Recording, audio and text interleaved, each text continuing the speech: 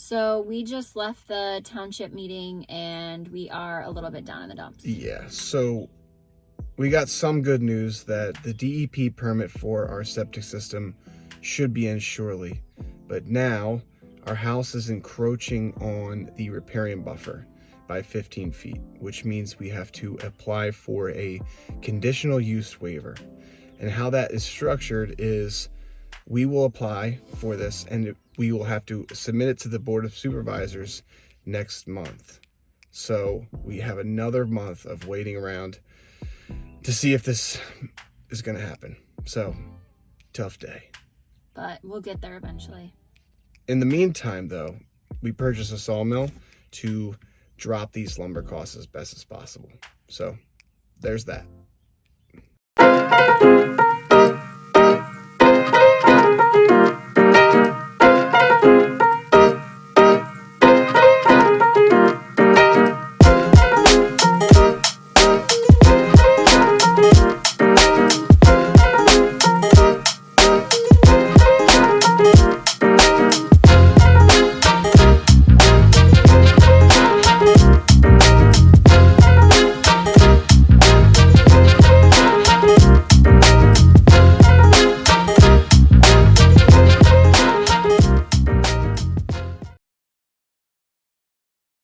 We weren't kidding. Today, Smitty and I find ourselves in Buffalo, New York, picking up a Woodland Mills portable sawmill. And as everyone knows, COVID has been crushing supply chains across the globe. So instead of waiting 6 more weeks for the sawmill to be delivered to our house in Pennsylvania, we went and picked it up ourselves. Next step after this will be getting it home and installing it.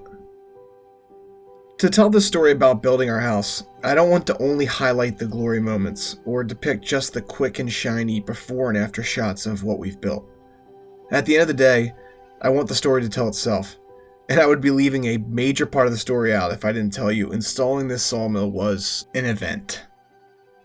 It was like assembling IKEA furniture on steroids, and a little hard to step over.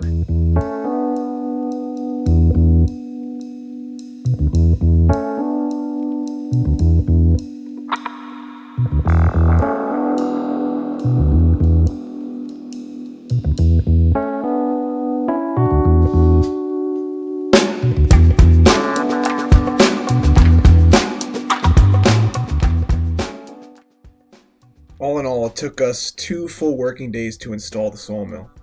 The most challenging portion, though, was installing the motor and saw head to the actual trailer.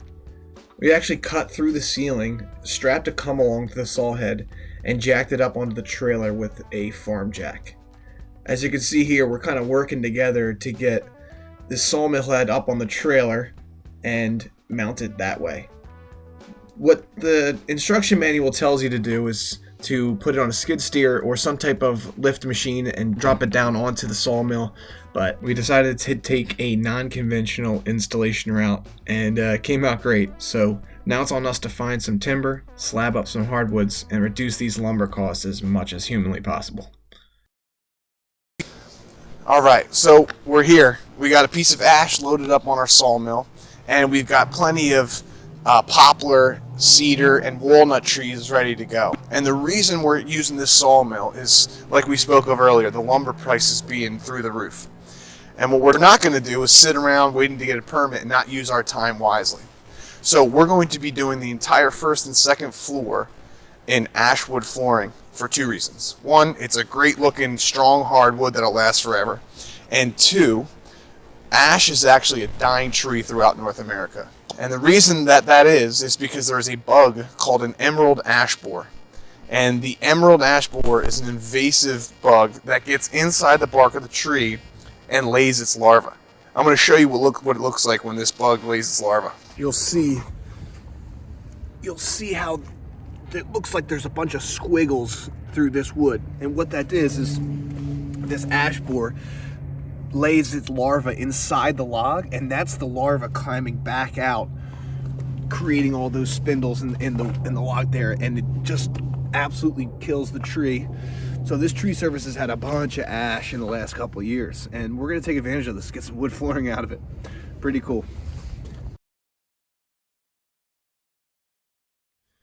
Step 1 is the most costly and challenging step in the sawmill process. One of Smitty's clients had a cherry tree fall on their property, and we wanted to go get some reps on the mill. So we decided to rent a skid steer to load the cherry logs. Here's the thing though, renting the skid steer was almost $600 for the day and not exactly efficient for loading. So we recognized that the next step would be upgrading our approach to loading logs onto the mill. What you see here is our upgrade. This is a roughneck log lifting tongue that we were able to hook to our JLG lift with a choker. There are some negatives to using this lift, like chewing up the yards in the rainy season, but this approach allows us to drop the log onto the mill without renting more machinery and to come in from a higher angle, making the process much faster and easier to do if Smitty and I are operating the mill alone.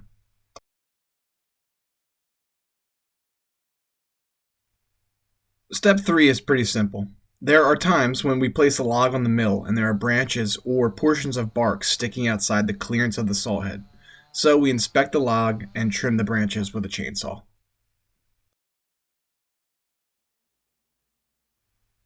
Alright, with step 4, I'm going to keep it simple and quit blabbering. I cut all 4 sides and flip the log after each cut. Enjoy.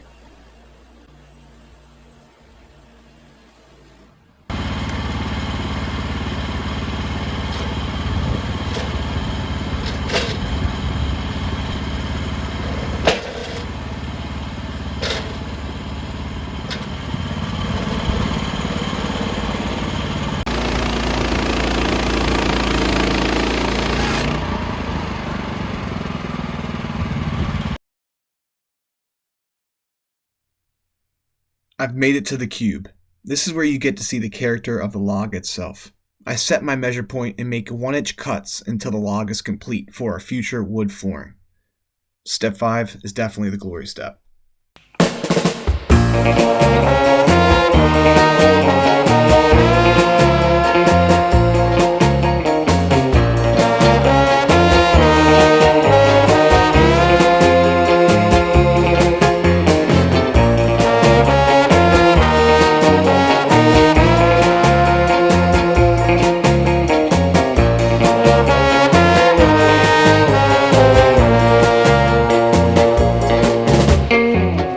I spend my days in despair,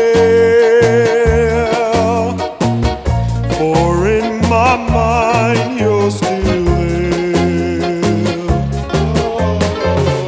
When nights turn cold and blue, how will I live without you?